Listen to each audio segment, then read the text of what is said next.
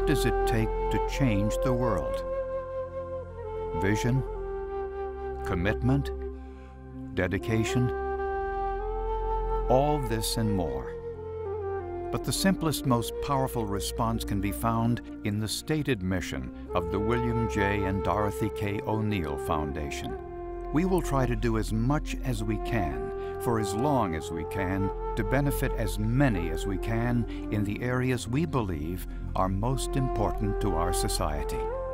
Over the past 20 years, the Oneill Foundation has made good on its promise, distributing almost $30 million and setting an example that reshaped the face and focus of the family foundation model. In the late 1980s, my mother and I decided that we would form a foundation. We knew how to form one, but frankly, we didn't know much about how to run one, and we knew almost nothing about best practices. Over time, we hoped to learn, but at that time, we decided we'll jump in the pool and hopefully we'll learn to swim. Hugh Oneill came to America from Ireland in the 1880s. Penniless when he arrived, he was able to quickly parlay his skill handling horses into a thriving business. Soon, his horses drew carriages and wagons, hauling passengers and goods. He delivered newspapers, hauled away garbage, and expanded his transportation ventures. His three sons eventually gravitated into the truck transportation business. It was a business built upon strong, solid values passed down through generations. Sharing, putting others first, and most importantly, family. And as the years passed and horses gave way to trucks, Hugh's sons and daughters had sons and daughters of their own, who continued the legacy, holding to their values, growing their businesses, eventually combining them to form Leaseway Transportation in 1960. Hugh's sons led the early growth of the company, followed by three of his grandsons. Leaseway thrived, becoming a billion-dollar-a-year international concern by 1980, the beginning of a decade that would be a turning point for the Oneill family. They stepped away from the top officer roles in Leaseway, turning over the reins to a new management team.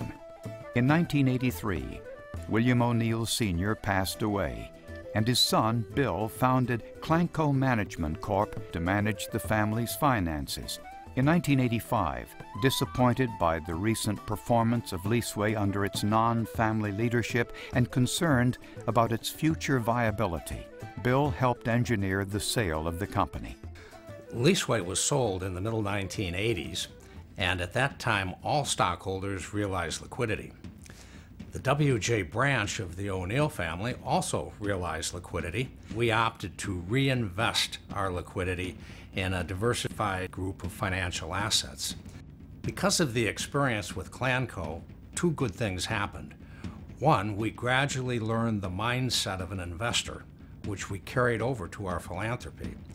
The other good thing that happened was our financial assets grew significantly over time and ultimately enabled us to build up our foundation. The William J. and Dorothy K. Oneill Foundation was formed in 1987. It was initially designed to serve as a pass-through foundation for Dorothy during her lifetime and to receive a charitable donation of 1/3 of her estate at her death. Working on the foundation was also a way to keep her family from drifting apart. At first, the Oneill Foundation was an unstaffed, reactive, personal checkbook type of family foundation. But that was all about to change.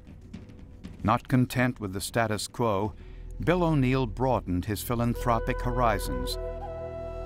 As the early years of our foundation passed, I became more and more convinced that there has to be more to good philanthropy than we were at the time practicing with our foundation. So I made it a point to rub elbows with and get in contact with other good philanthropists and good family foundations, and they were a terrific help. From that experience, it dawned on me that a good philanthropist should use the same tools that a good investor does, and that approaching philanthropy like an investor, where you say, I'm not giving money away, I'm investing for a societal result, and I'm going to try to measure that result, that was the way to go. But even though the foundation was being exposed to great ideas and concepts, there just never seemed to be enough hours in the day to really think them through or come up with a plan to put the ideas into action. Bill and I took a vacation to Nantucket in the summer of 1992. The weather was just horrible. Bill really thought that this was an opportunity, since there was a table and chairs and he had all his usual briefcase with him, that we could, spend some time talking about the foundation.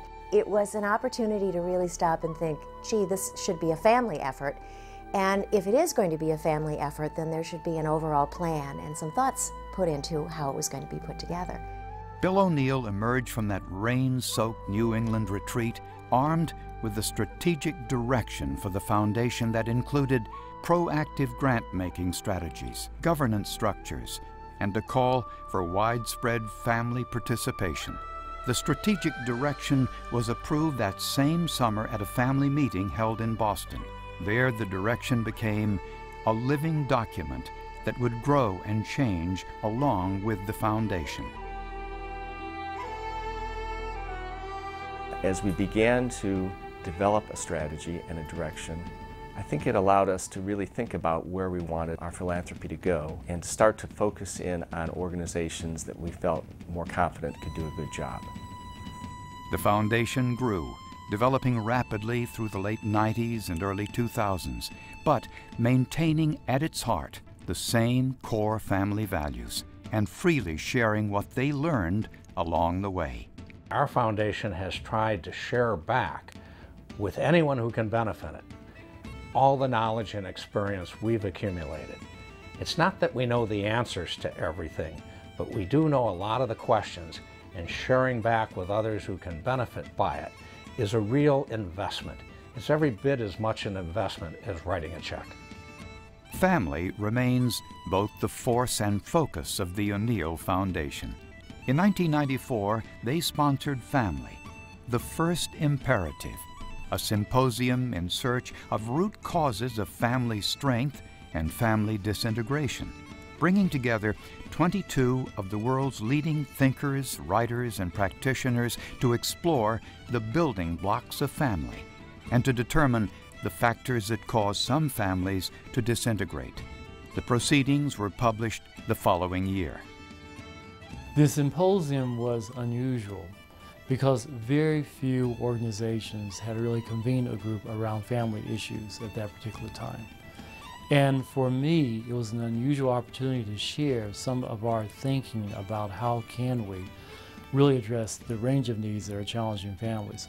So from our standpoint, this was an innovative, progressive, and really cutting-edge opportunity for us to exchange some very important thoughts about families with the Oneill Foundation that was committed to finding solutions for building stronger families in our community today. As it grew, the Oneill Foundation continued its progressive approach to philanthropy, developing a capacity-building focus to grant-making, and developed multiple grant-making strategies. The major difference that I have been able to glean is a contribution that each of the different family members and siblings bring to the table, and the relative give and take of the family members as they seek out and focus assets upon worthy causes.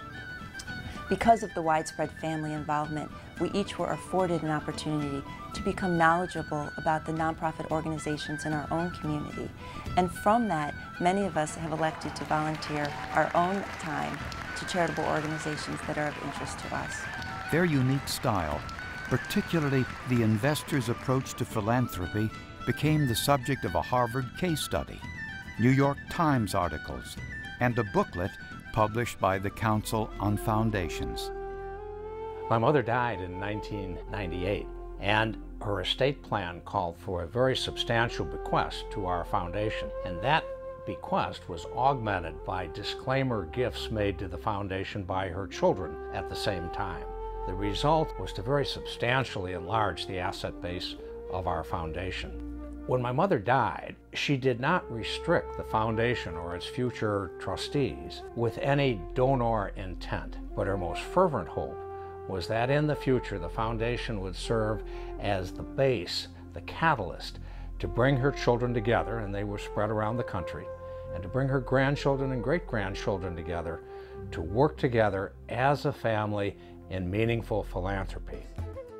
How do you pass on a vision? For the Oneill Foundation, it's a family affair. All 43 adult members of the family were polled through an extensive questionnaire and several follow-up sessions. Everyone's opinion about every aspect of the foundation was heard and recorded. Then, a planning team with a representative from each branch of the family sifted through all the information to draw up a continuity and succession plan, that the foundation will go on in perpetuity and that the family will always be involved, alongside an expanded and full-time staff, as well as a commitment to follow the spirit of the values upon which the foundation was built. The plan was adopted in 2006 and was implemented in 2007. As we head into the future, our foundation will be guided by an expanded and very professional staff, and will also be guided by the very clear vision and values and mission of our foundation. Now, the future will not be without challenges. Every future has challenges. I'm quite confident that succeeding generations of our family will successfully meet the challenges and do far better than those of us who have gone before. How do you change the world? You build a better one, and you start with family.